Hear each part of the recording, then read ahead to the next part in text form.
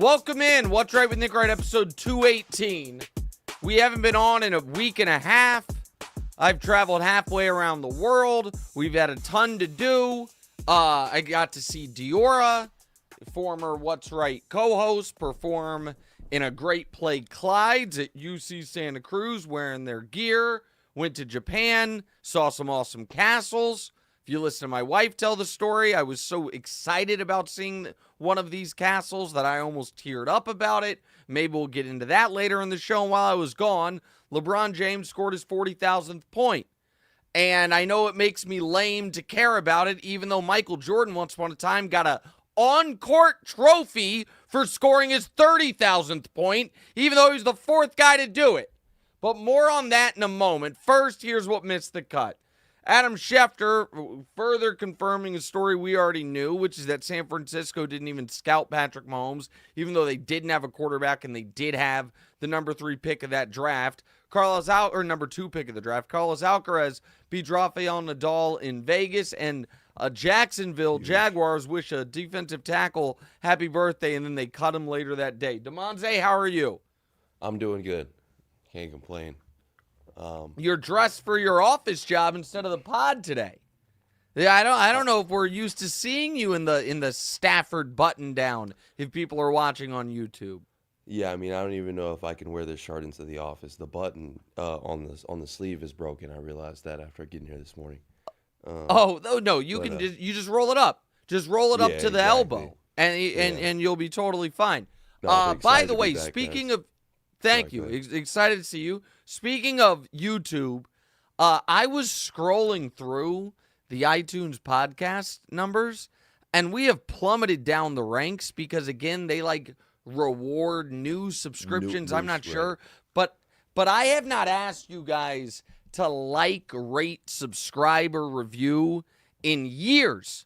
We just play at the end of every episode this video I recorded from my house, I think with a ponytail 2 years ago. So I'm going to go ahead and ask today for you to rate, subscribe, review on iTunes, Spotify, and on YouTube. Please. Try to juice those numbers as we get going for our NBA playoff push. Damonza, go ahead and get us started if you would.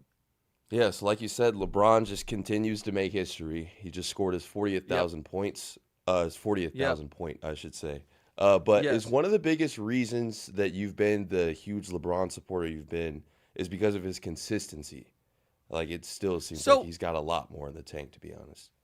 Well, listen, we know he's the best old player ever, and we know he was the best teenager ever, and these things are not even in dispute. But yesterday on TV, we said that, we didn't want to have a big GOAT debate about this, and then it turned into a big GOAT debate, and I got very frustrated with it. Because, as you guys know, and we did a whole anthology series on it, I think there are 3 guys who have credible arguments for the greatest player of all time. Michael Jordan, Kareem Abdul-Jabbar, LeBron James. I think if anybody, and we should flip the rundown on the left-hand side. We're going to do the LeBron stuff first and then the Russ if you're watching on YouTube.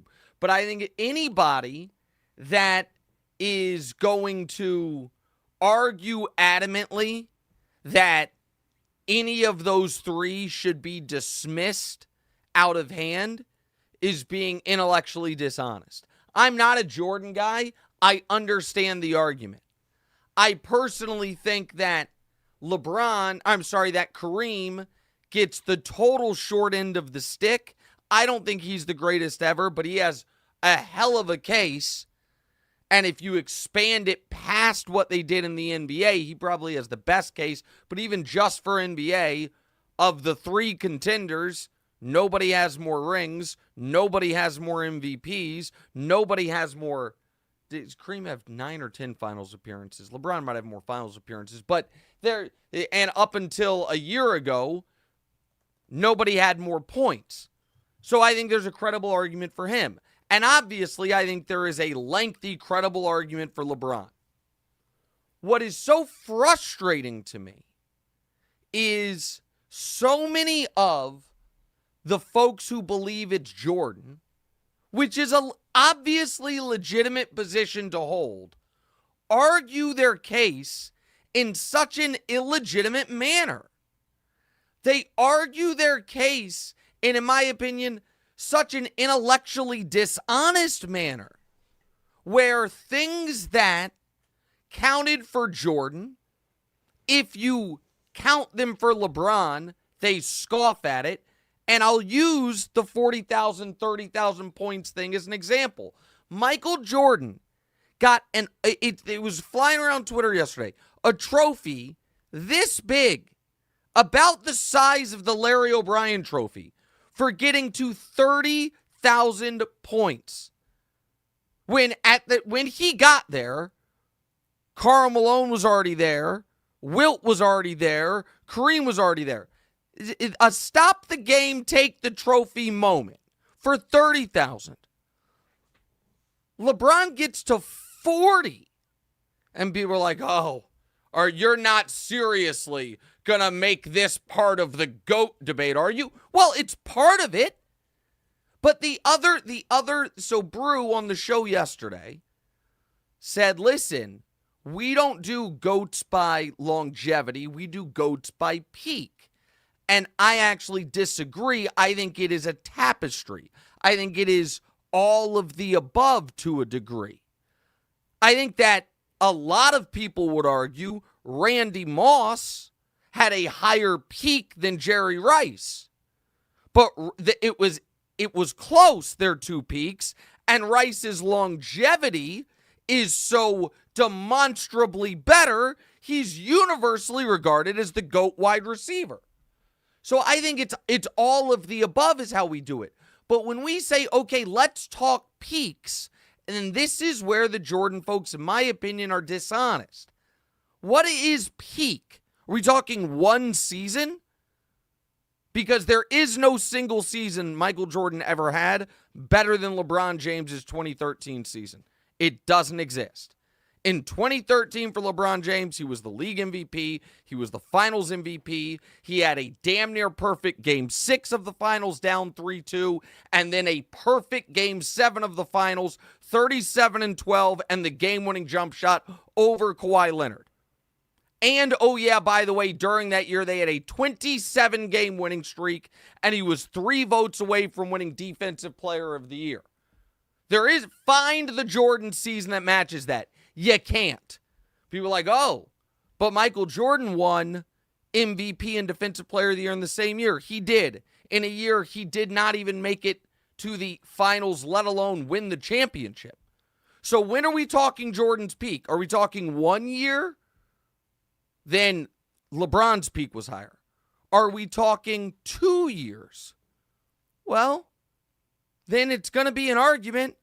Because LeBron James in 12 and 13, when 1 year he damn near shot 60% from the field, won back-to-back league MVPs, back-to-back finals MVPs, beat 2 all-time teams in those NBA finals with 7 Hall of Famers on those teams between them. I don't know, seems pretty good. Now, does that match up to Jordan's 2-year peak? They're at least equivalent. Jordan 92-93 with a couple league. Well, actually, that was only 1 league MVP. Now I think of it. Because Barkley won it in 93. Jordan probably should have 2 finals MVPs. They're at least close. 3-year peak, that goes to Jordan. LeBron never won 3 MVPs in a row. Jordan didn't either. But LeBron never won 3 titles in a row. Jordan did. 4-year peak? Now it tilts back to LeBron James. Well, wait, what do you mean, Nick? Well, 4 years. What 4 years are we talking about? Nick, you mean you're holding against Michael Jordan when he didn't play? Yes. Not holding against it. But it is, and this is where I say people are dishonest. People will then say that you are being dishonest if you count years in the order in which they happened on the calendar. They're like, oh, that is fucking crazy. You're going to count 1994? It's like, well, it wasn't mythical. It existed. Well, that's ludicrous to do that. 4-year peak, though, maybe you could argue Jordan. 5-year peak, you can't. Find me Jordan's best 5 years, and you're going to likely go 89 to 93. You could go 94 to 98, but then you have to include the year Shaq and Penny beat him in round 2, which, again, I know you're not allowed to talk about that year. That year didn't happen, but it really fucking did. The games were on TV and everything. You could bet on them. You could watch them. I know there is a whole generation of people that have been tricked into believing it's this weird thing where it's like you can't mention those 2 years that Jordan didn't win the title in the middle of the 6 rings. But they can say he would have won 8 in a row if he didn't quit. But one of those years, they're saying he would have won the title. He did play and lost to a team that didn't even go win the title. They got swept. But you find me a better 5-year peak than LeBron James from 12 to 16. 2012, NBA champion, league MVP, finals MVP. 2013, 27-game winning streak, NBA or league MVP, finals MVP. 2014, shot 58% from the field in the finals, 49%, 50% from 3, and the guy guarding him won finals MVP. The next year, 36, 13, and 9 in the NBA finals with Matthew Dellavedova as his second best player on his team, and the guy guarding him won finals MVP, and the next year, 3-1 comeback on a 73-win team. You find me a better 5-year run. Find it. I'm excited to see it, but it doesn't exist. So what are we talking peak?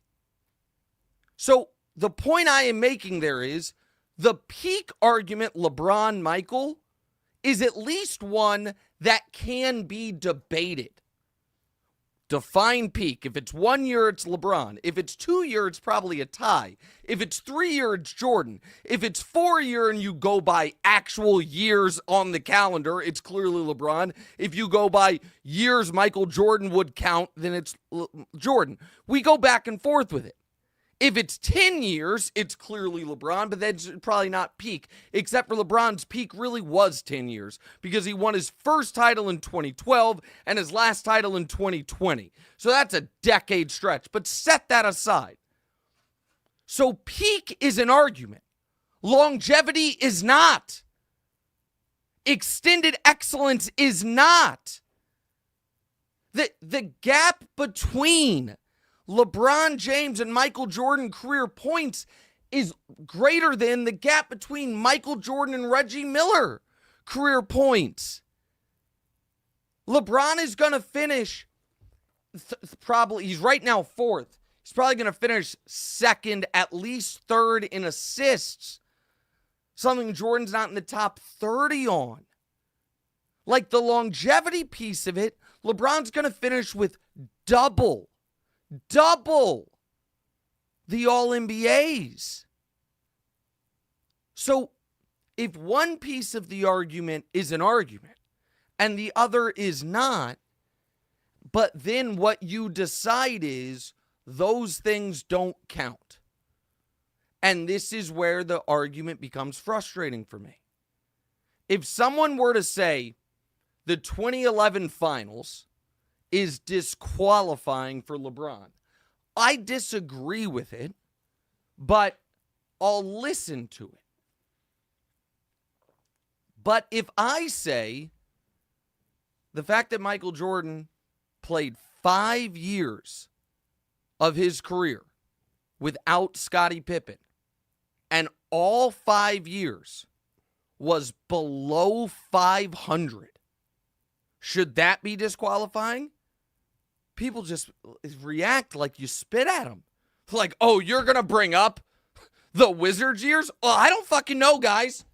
Was he playing? Was he younger when he started with the Wizards than LeBron is right now? So, I don't know.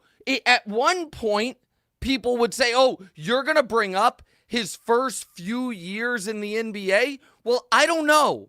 Because Michael, as a rookie, was the same age LeBron was when he was in the NBA Finals, carrying Boobie Gibson and the '07 Cavs to those finals at 22 years old. Oh, you're going to use 22-year-old Jordan, the fact that he wasn't above 500 against him? You use the fact that 22-year-old LeBron lost in the NBA Finals against him. He's not 4-6 without dragging that team there. I just want an honest discussion. And if the answer is it's about rings, the whole point of the sport is about championships. Michael has 6. LeBron has 4. Shut up, I don't want to hear it. Okay, that's fine. Then let's talk about Kareem Abdul-Jabbar. Can we? Let's talk about him. Because how many rings does he have? 6. How did he look right at the beginning of his career before he got Magic Johnson? I don't know. Year 2. He was the league MVP. He was the scoring champ. He was the finals MVP. He was the best player on maybe the best team ever. Pretty good. This is pretty good. What was his longevity? Well, he played 21 seasons. How good was he at the end? Well, I don't know. In 1988 NBA Finals, the game-winning play of the most important game was drawn up for him. And he drew the foul and hit the 2 free throws. So it's pretty good. At that age, 3 years older than, or 2 years older than Michael was when he was limping around for the Wizards. So if we want to just, how many points? Michael was the greatest scorer ever. Does he have as many points as Kareem? No, he's about 5,000 short. Oh, that's odd. Well, Michael's apex was the highest. Does he have the most MVPs? No, actually, Kareem has 6. And Kareem won his 6 in his first 10 years. What was that peak? I don't know, pretty high. Just kept winning them. How long was Kareem's peak? Well, he won a finals MVP in year 2 and a finals MVP in year 15. And, how did Kareem deal with the pressures of being in the league? Well, I don't know. He was a black Muslim revolutionary in the 1970s, changed his name, got death threats, and soldiered on for 20 years. Didn't take any breaks from the sport, kept playing. So you want to have a real argument, let's have the real argument. If you want to change the argument to Michael Jordan is the greatest ever, and the way every other basketball player ever will be judged will be how close are they to Jordan, then that's fine. But just be honest that that's what you're doing. Because that is part of the Kobe, as great as he was, part of the Kobe legend is not that Kobe was even better than Tim Duncan, which he wasn't. Kobe's an all-timer, they're very close. Duncan was better. It was Kobe is the closest we've ever seen to Jordan. And for some people, that means Kobe is the next best player. But the goal is to not be Michael Jordan. The goal is to be the best player possible. And the 39-year-old who's on 20 straight years of 25 points per game, who's on 21 straight all-star teams, who's on 20 consecutive All-NBAs, that guy who we saw in last season against the team that the eventual champs play all 48 minutes in Game 4 of the conference finals, that guy, to dismiss it and say, oh, he's a compiler, you're not compiling if you're still great. If LeBron was just like, I'm in year 27, averaging 11 a night, add him up, that's not what's happening. He's the best player on a team that made the conference finals a year ago. So does 40,000 points matter? I don't know. It used to when nobody thought it was going to happen. Kareem's record mattered so much more when people thought Michael or Kobe might get it. And then when they didn't, it's like, what does it, what does it really mean? At once upon a time, it meant something. And as far as this idea of will anyone ever catch it, all it would take to forget catch LeBron, because he's still adding to it. If someone, Damonza, walked into the league today and from the first game of their career averaged 35 points per game, all they would have to do to get to 40,000 points is play 70 games a year, every year, never get hurt, average 35 a night, and play for 16 seasons, and they'll get there. So good luck. So how did LeBron get to 40,000? Be the youngest great player ever, be the oldest great player ever, never get hurt, be the most consistent offensive force over 20 years the league's ever seen. And while you're doing it, go ahead and become, third or fourth all time in assists. But I don't know, man. He wasn't 6 for 6, which, by the way, neither was Michael. But, of course, he was if you just don't count those other 9 years. Matt Ford, our great producer, was worried before the show because I was a little withdrawn, quiet. And I don't think he knew if I was going to have the thought of maybe I was a little jet lagged coming out of Japan. Didn't know if I was going to have the juice.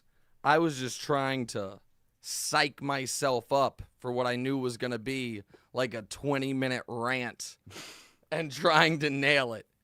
And I'm happy with it.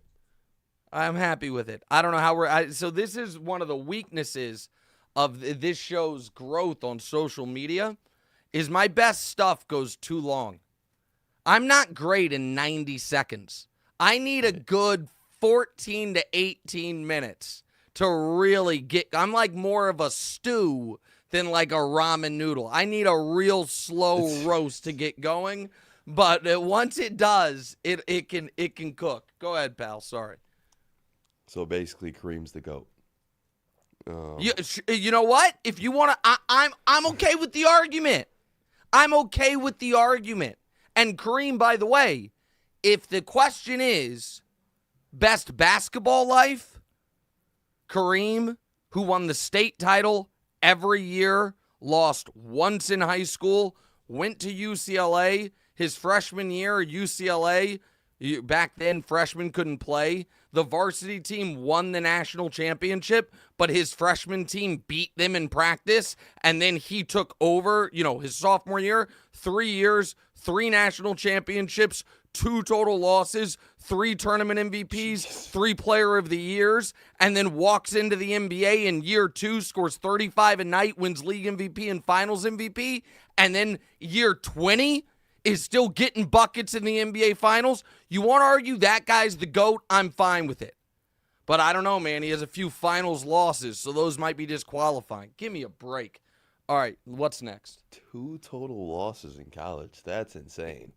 The guy in high school and college won the state or national championship 7 times and lost 3 games. It was bananas. Go ahead. All right, so moving on to a lighter subject, or I guess however you want to look at it. The Broncos and Russell Wilson seem to be Splitsville this coming Monday. Yeah. The Russell Wilson trade might go down as one of the worst trades ever. But do you think there's any team out there that can – obviously, the trade is going to leave the Broncos with a bunch of dead cap space. I think it's $83 million over the course of like 4 more years or 3 more. Well, no. They got the dead cap they got to eat over 2.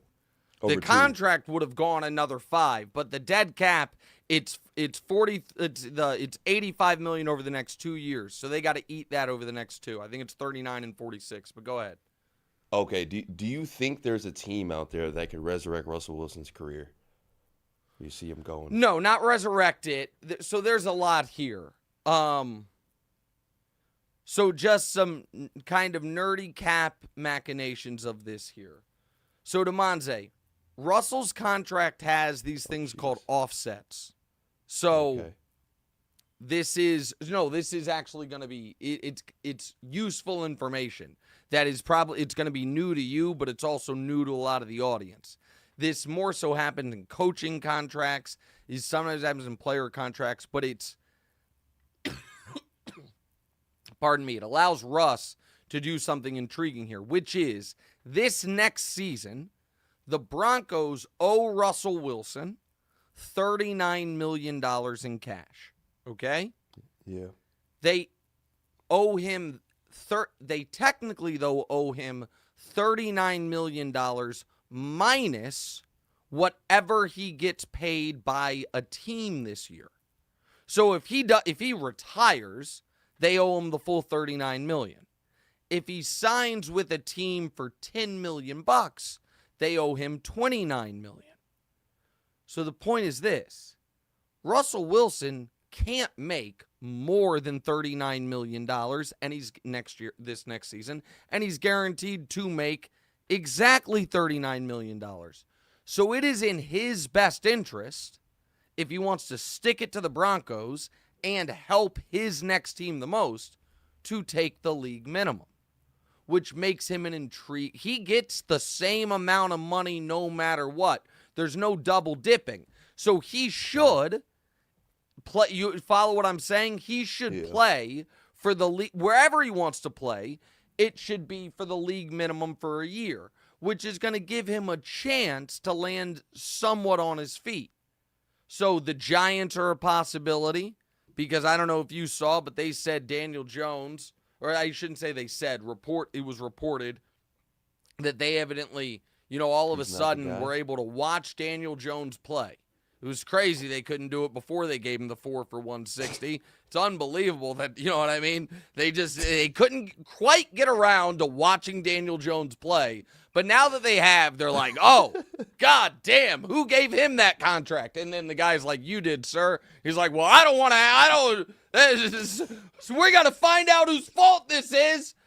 I mean, he's a possibility. The Vikings, maybe, because it sounds like Kirk might end up in Atlanta. And there's so much dumb stuff going on. The Atlanta Falcons, a year ago. Hey, did you guys think about offering Lamar a contract? Hell no. Why would we do that? You crazy? That type of money for that risky of a player? Not doing it. The Atlanta Falcons right now, 36-year-old Kirk Cousins coming off popped Achilles. Man, we can't wait to break the bank for him. Some of these teams are just so bad at business. It's just so ridiculous. But set that aside. So the Steelers, I would think, would be the right fit for us.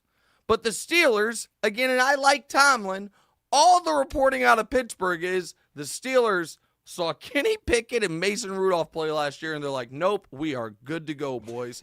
So I don't know what's going to happen, but a lot of these teams are just dumb.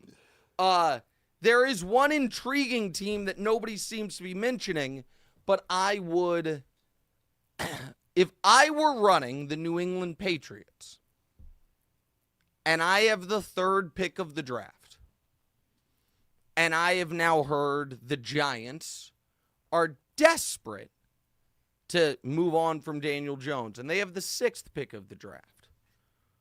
Would I, because at the 3rd pick, you're going to get the 3rd available quarterback. If I were New England, would I consider saying, hey, Giants, to move from 6 to 3, will you give us next year's number 1? And then we can, move back, draft either Malik Neighbors or Joe Alt, the left tackle or the wide receiver, add another draft pick, and then sign Russ for the league minimum? I would consider that. So there are a few possibilities where Russ could end up, but he is not guaranteed to be a starter next year. And this has cost him any shot he had at the Hall of Fame.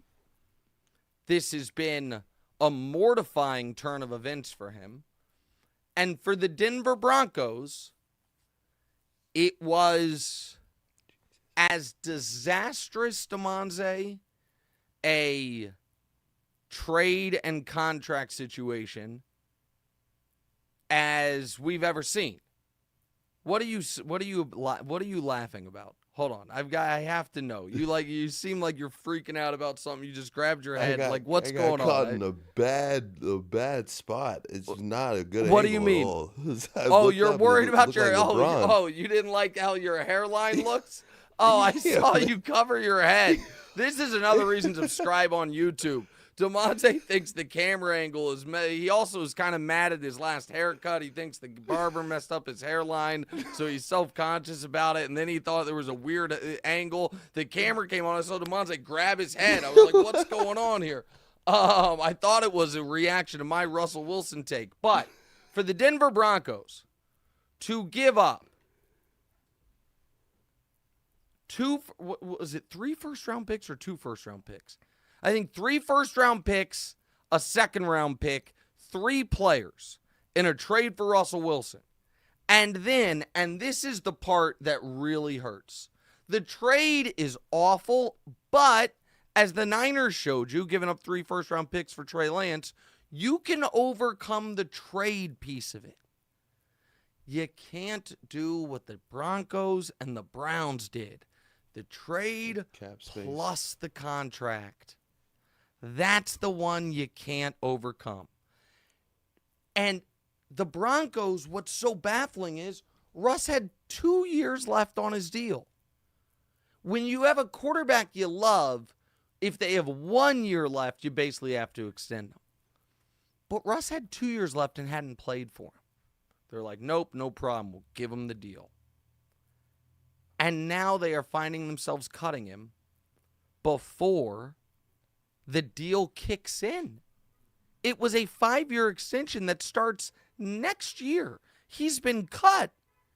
They paid him $124 million for these 2 terrible years, which now means if you are looking at the biggest dead cap hits in NFL history, year by year for a player, they are Russell Wilson in 2025 for the Broncos is the number 1 biggest dead cap hit ever. Russell Wilson in 2024 for the Broncos is the number 3 biggest dead cap hit ever. And Russell Wilson in 2022 for the Seahawks is the 5th biggest dead cap hit ever. The only ones in between them are Tom Brady, who retired, and Matt Ryan, who they were borrowing money, trying to win, and then he got old and it was over. That's it. We're splitting up these two, but there's never been a player who had a dead cap hit bigger than $40 million until Russell Wilson's $85 million. So it's just an all-time disaster for everyone involved. And you can't recover from it.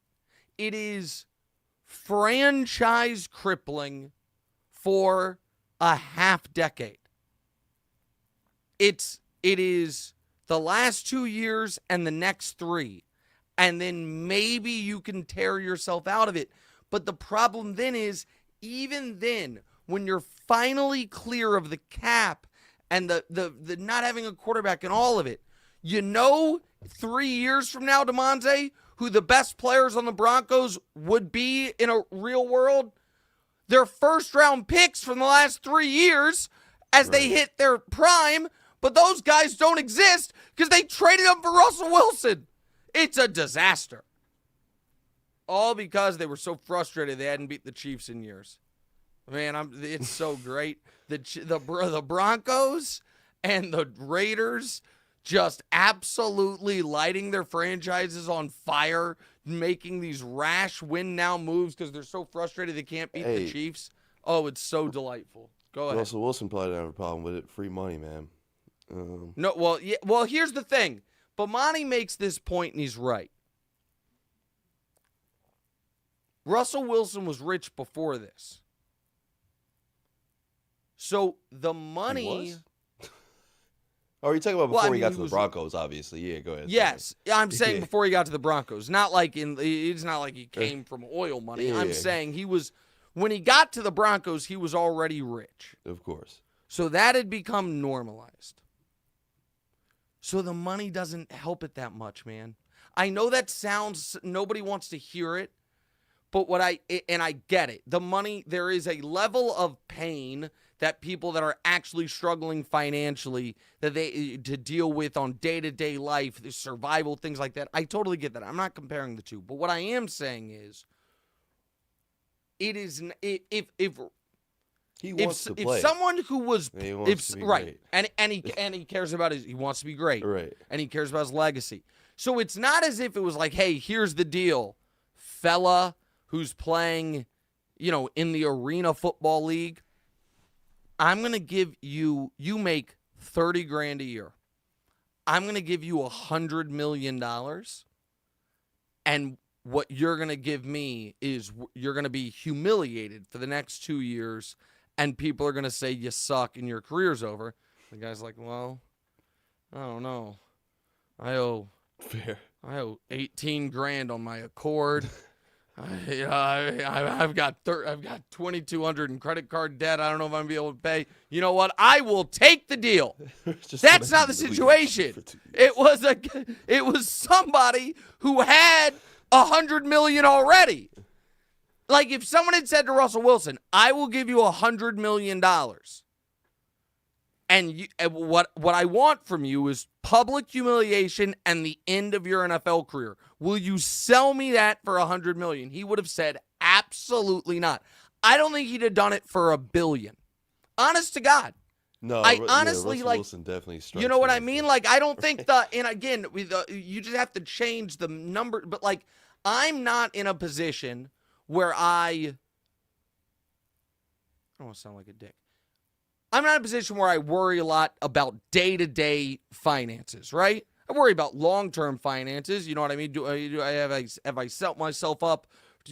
Make sure all my family's taking care of all these things. But I'm not like I'm good day-to-day. So I don't know if someone was like, "Hey Nick, what's the number for this?" You're going to be the butt of everyone in the sports media business's jokes for a couple years, and then you might never work again. Like, would I do that? Would I sign that deal for $50 million? No. I don't think there's a number. They're like, no, like the money's not worth it to me. You know what I mean? For something like that. Now, and again, I'm coming from a place of if I was in a position, maybe. But you understand what I mean? So people are always like, oh, but he has the money. He was already rich, man. This is awful for Russ. And that's why he hates it. He hates it. And he's not really a sympathetic figure because of kind of how he's carried himself and some of these things.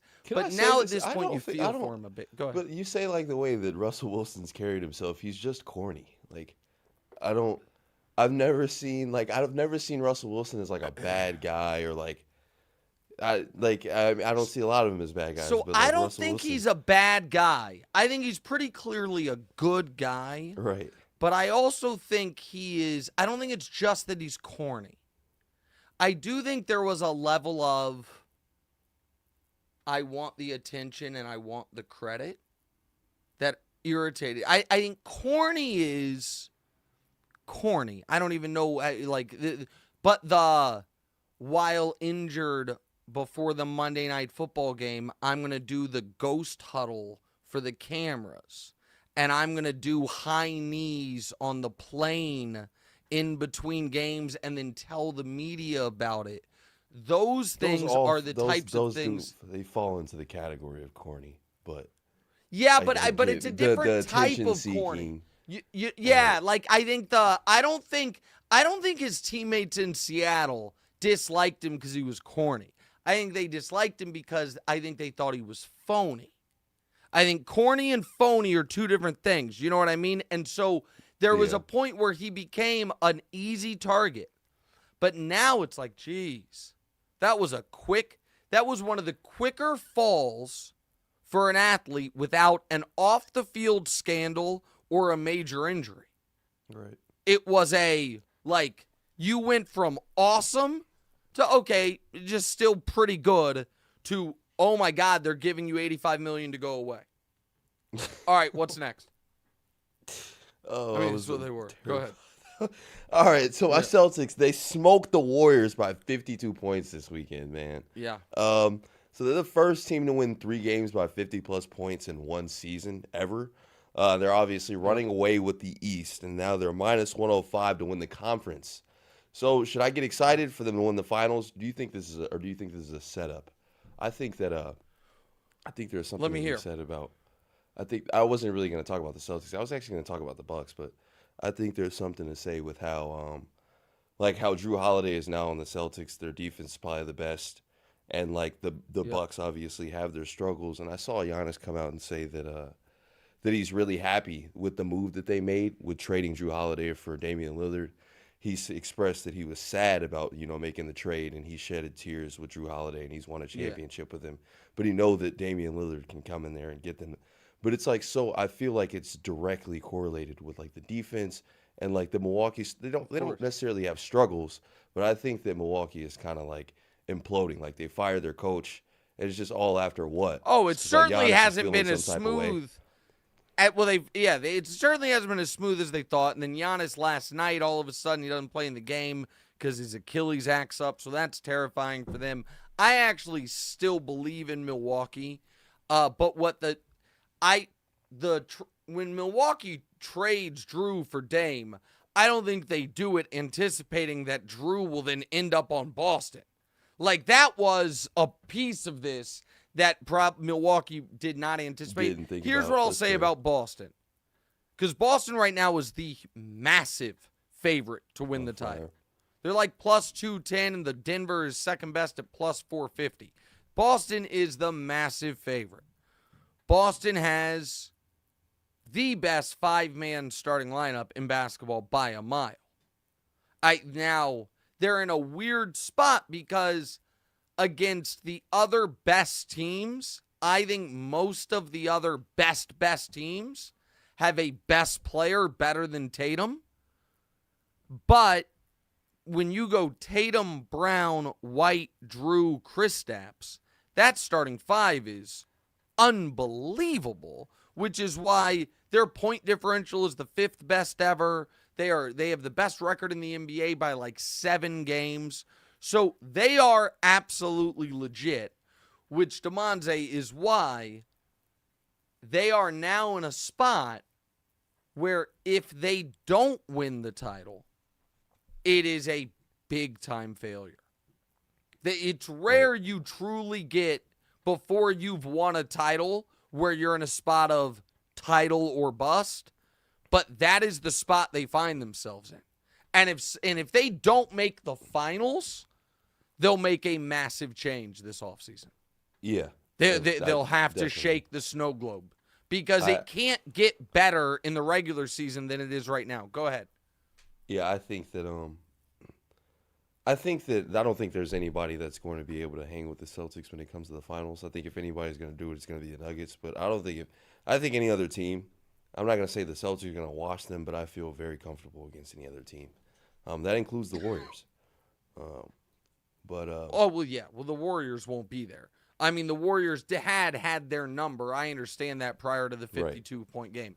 But the Warriors will be very fortunate to make the playoffs this season, much less. So they don't have to worry about the Warriors. The team they have to worry about is the team they have to worry about every year, the Miami Heat. Oh, Milwaukee's an interesting one, but the Miami Heat, I understand everybody dismisses the Miami Heat until the playoffs roll around, and then they're like, how'd they do it again? And the answer is they have the best coach in the league. Jimmy Butler is one of the best playoff performers in the league, and they understand how to win. And so the Heat could be a real problem. And Milwaukee, we'll talk more about Milwaukee on a later podcast or maybe later in the show. Giannis is having a sneaky, and now again, he tweaked his Achilles before the game last night. But Giannis might be having one of the quietest, great seasons ever. So Giannis is 31 a night, 0.3 off his career high, 11 rebounds, 6.3 assists, which is his career high. And this is the number where you're like, wait, what? On 62% from the field. 62%. Giannis has been a super high efficiency player forever. He's never been above 57. And 57's a crazy number. He's at 62%. So Milwaukee, but the problem is people don't trust Doc, and Dame hasn't played in the playoffs in a couple years. But I think the Miami is the team that should scare Boston. All right, quick break, come back, do our second segment. What's right?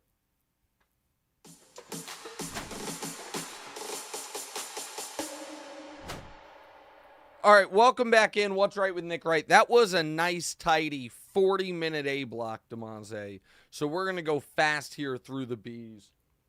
I also censored some of our producers' questions. Here's the thing. I'm just going to be honest with you guys. I make decisions for this podcast that are, I don't want to say they're bad for the podcast, but here's the thing. There are people who are more successful than me in this space, and they all seem to have decided that talking a lot about deeply, say, intimate details of their life is a good strategy. I obviously am not going to do that for a number of reasons, not the least of which is I do it with my kids, so it would probably not be the place for it. But the other thing that really moves the needle is talking shit on other media members. Like, oh, this beef here and that, whatever. And, like, that clearly does numbers, man. Like, people enjoy it. I don't know why, but people enjoy the kind of, internecine, that type of stuff of all the places within the sports media space. And I'm just not going to use this platform for that. At least not at this point. It seems. If you want to open go up ahead. About anything else, if you want to expand our horizons on what we talk about, I'm totally down for it. I know you are, and I appreciate that.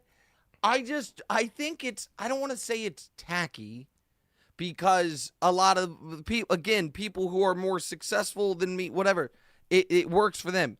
It's just not what. It's not what I want to do, and I actually think it would put my TV colleagues in a weird spot.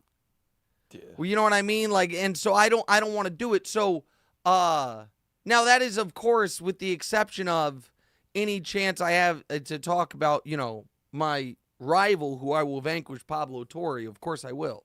But I mean, he will go down, and he knows he will. But aside from that, I'm just not going to do it. Like but what I will say, yeah, I'm just not going to do it. It's just not a need. And there was a point in my career when I was doing local radio when I was really into, like, man, bleep that guy. And those guys that I had beef with back then, I still have beef with. I still, to this day, if I get a chance to take a shot at them, I will. I'm still angry about it. Like, I still carry it with me. But I just don't want to be that guy. And again, maybe this will be used against me in the future if I do it. I'm just not. And I don't think it feels to me, and again, I might be totally wrong, because this podcast is what I would call moderately successful. It's not like a massive smash hit in the YouTube space. It does well. So maybe I'm just wrong. Maybe but it feels like empty calories. And it feels like the type of thing that is not long-term sustainable. And the only way it is to either up the outrageousness of your anecdotes, or to just always be fighting with people. And like, I'm just not, I don't know. I maybe I will be at some point, but right now I'm just not into it. And I think and I also think this is one of the reasons it's good that I host this with you, and when it's not you with Diora. I also think it would be a truly terrible example if I was like with a split screen with you, if I was just like roasting someone in the media. It's like, this guy is a clown. And you're just sitting there like, oh, okay. Like, I don't know what I'm supposed to do. I'm just not going to do it. So instead, we're going to play a game we came up with called This or That. So, Damonza, explain the game to the audience. All right, so it's just a different version of This or That. So I'm going to tell you a story, and you're going to pick. We obviously missed a bunch of stories because we were off for a week and a half. Yes. So I'm going to give you two different stories, and you kind of pick which one you want to go in on. Awesome. Let's do it. So the first one, we got an NFC East story. So Jason Kelce announcing his retirement, or Dak's new haircut. Okay. Dak's new haircut is, again, this is an example what I'm talking about. I guarantee if I did 90 seconds right now on Dak's haircut, it would do numbers on Twitter. It would do numbers, but I'm not going to do it. The Jason Kelce thing, I watched the whole thing. Here is what I find so unique about Jason Kelce. Okay? Jason Kelce, there's a number of things. I'll try to go through them quickly. One is the relationship he and Travis have is really special. And I think it's beautiful. And I've seen people make this point, and they're right. And I understand this is a mockable thing for me to say, but I agree with them. However, Jason and Travis were brought up by their parents to while being alpha athletes who on the football field, both of them, at various times are known for losing their minds. Travis used to have a big, I shouldn't say used, Travis like body bumped Andy Reid in the Super Bowl, a few weeks ago. Jason, there is a great clip of Jason just screaming like a maniac in somebody's face, like after the play. These guys on the field are animals. And off the field, it's sorry to sound corny, but as open and in touch with their emotions as any two men I've ever come across. And I find it admirable. They are not embarrassed about it. They are not shy about it. They will publicly cry and publicly express how much they love the people who matter to them without a thought in the world about it. And that's a testament to how they were raised and who they are as people. And I thought that Jason's speech yesterday was really beautiful. From a football standpoint, here is what I find so unique about Jason Kelce. Jason Kelce was a 6th-round pick, Damonza, who had some early career success, but he came into the league in 2011. He made a couple Pro Bowls, but as he would tell it, in 2016 was on the fringe of, being traded or the Eagles getting rid of him. He was struggling so badly. And so he's a 6th-round draft pick who through the first 6 years of his career has middling success despite making a couple Pro Bowls. And then over the final 7 years of his career is first-team All-Pro 6 of the 7 years and is the best offensive player on 2 Super Bowl teams. So it's not like he was this first-round guy he was a guy who changed positions at Cincinnati in college, was a late-round pick, and then at like 27 years old, that's not right, at damn near 30 years old, turned himself into a guy who will go down as one of the greatest centers ever. It's a very unique career. Another notch at that point. Yes. Cool.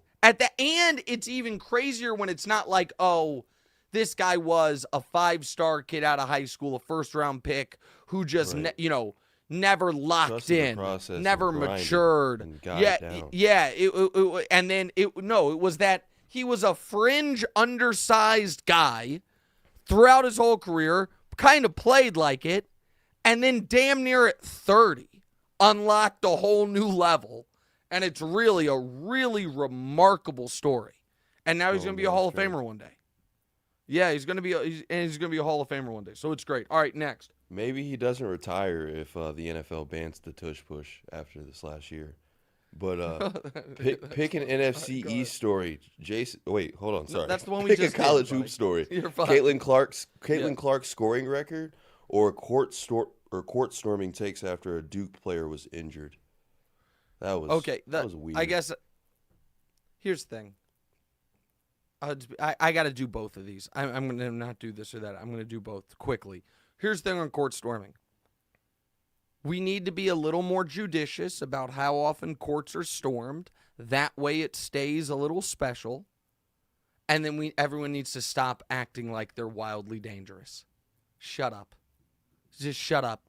Hey, people, I stormed a court in college. It's one of my favorite moments of my entire life.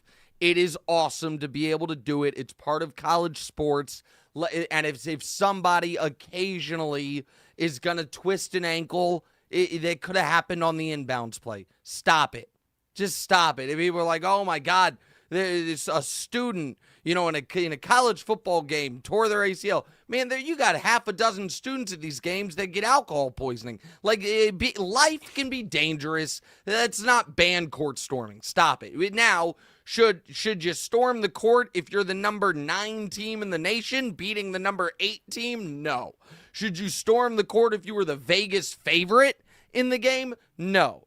But if it's a big time upset or if you beat Duke, it's fine. Okay. But the bigger story is Caitlin Clark. Damonza, Caitlin Clark's game the ratings just came in. Caitlin Clark's game on Sunday did a bigger number than Warriors Celtics. Did 3.5 million. Warriors Celtics did 3 million. Warriors Celtics on ABC. 3.5 million for a women's college basketball game. Caitlin Clark is a superstar. Not a female superstar. She is a superstar. She moves the needle. And the WNBA has been looking for someone who moves the needle.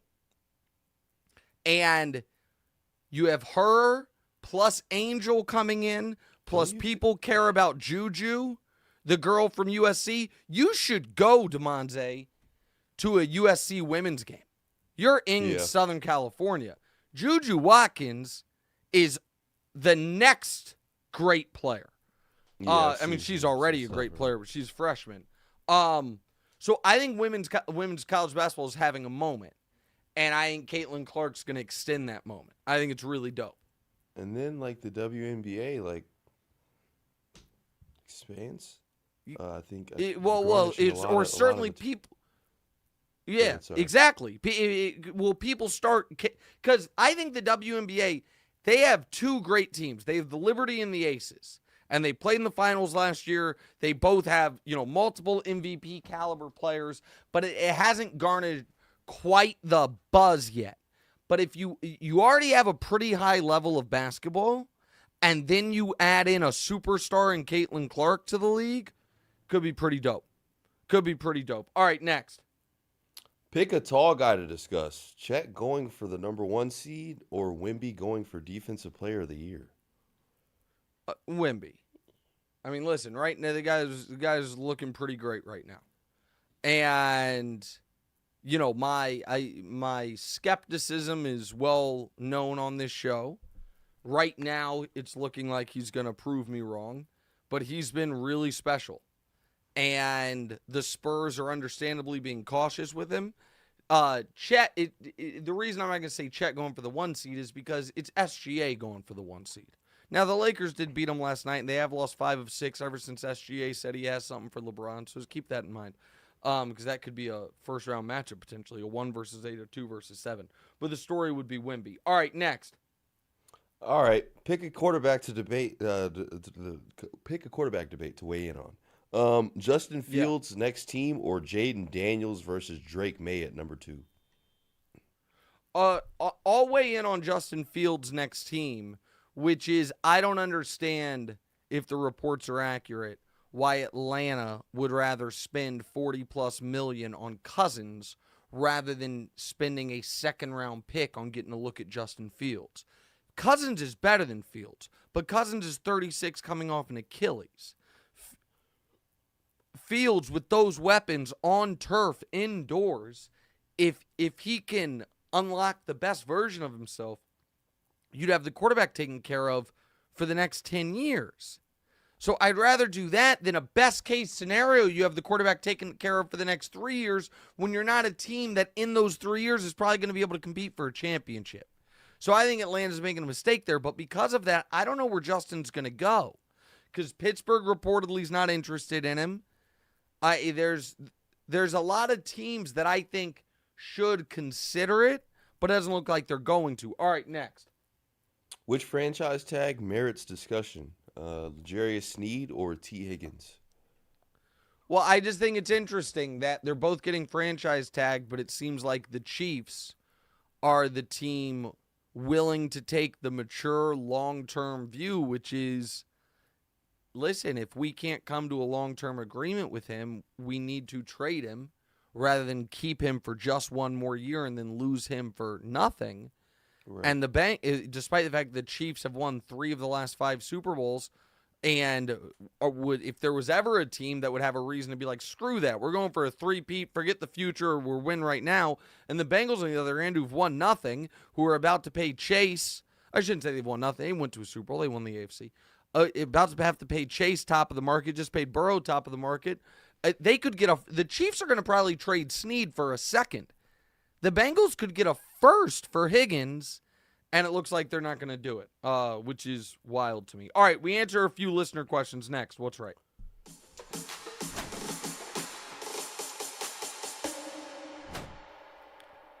All right, welcome back in. What's right with Nick Wright? Damonza, let's do Ryan Kozlov's question to start off because I think it's an interesting one.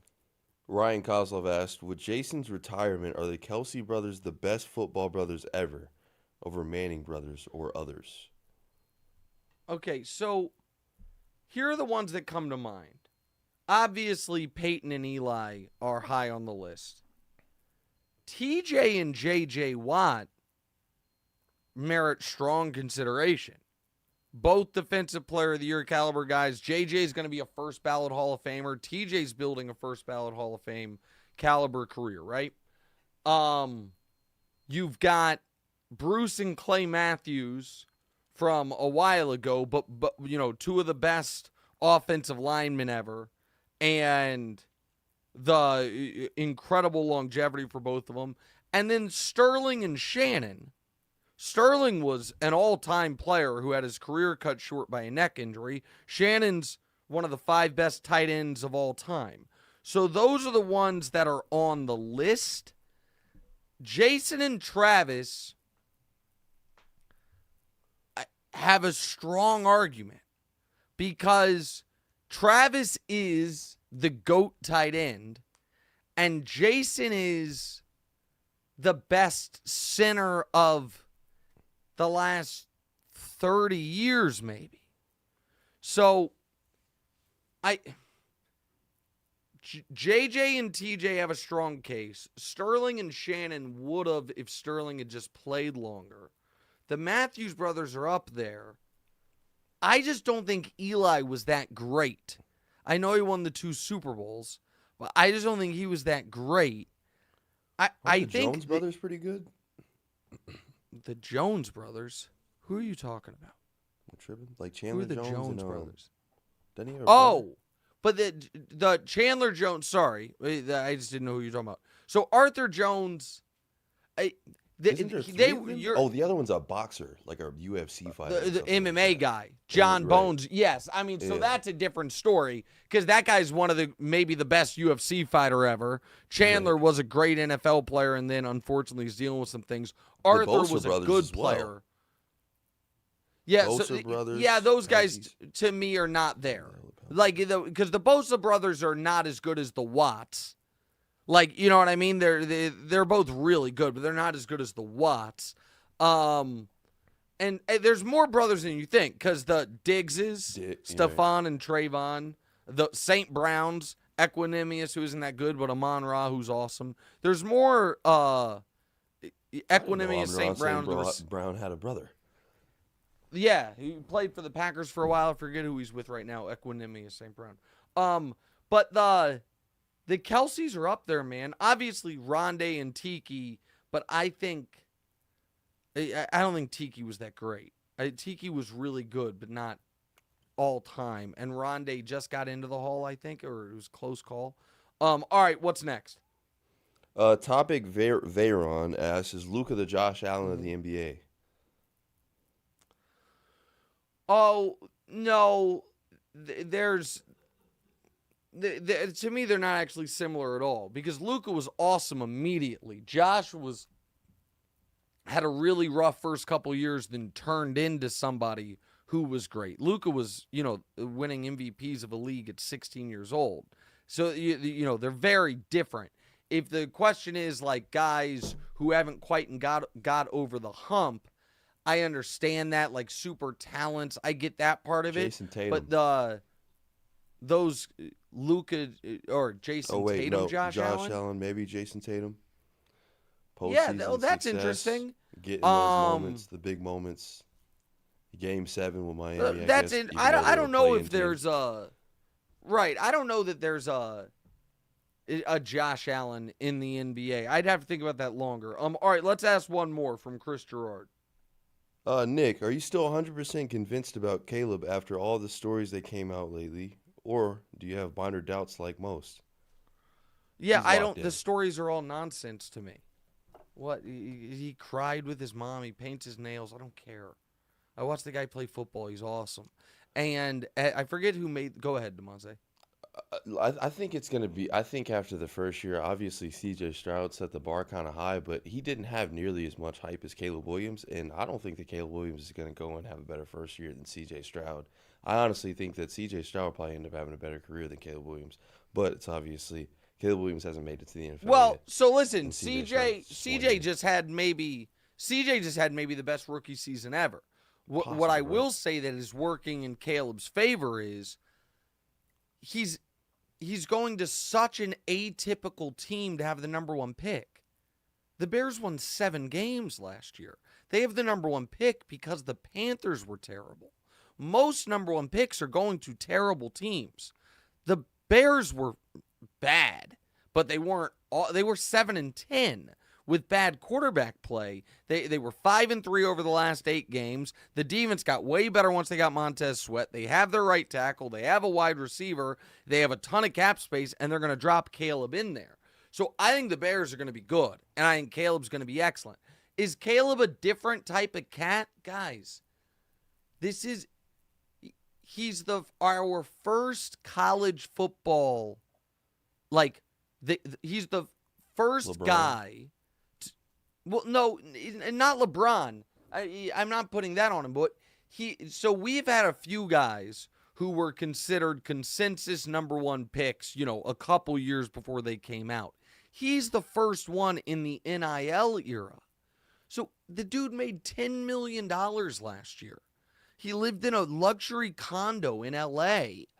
So does he carry himself differently than most college quarterbacks we're used to? Yes, because he's already super rich and super famous. So that can rub people the wrong way. I get it. The flip side to that is he's less likely to melt because all of a sudden he's super rich.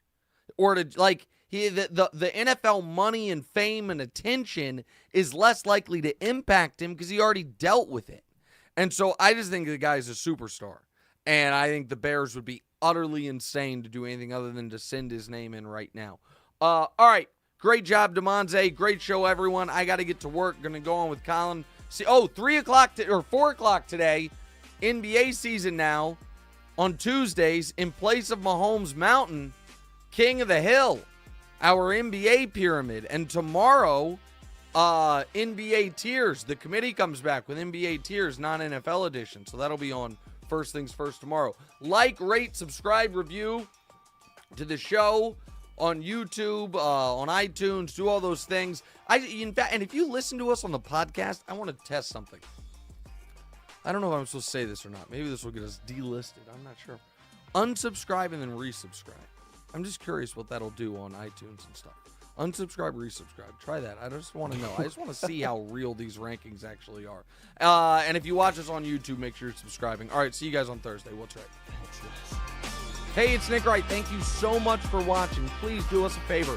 Click subscribe. It helps my ego. And Damonza's got a financial bonus writing on a number of YouTube subscribers, so help him out. And also, click the bell. I don't know what the bell does, but they tell me to tell you to click the bell.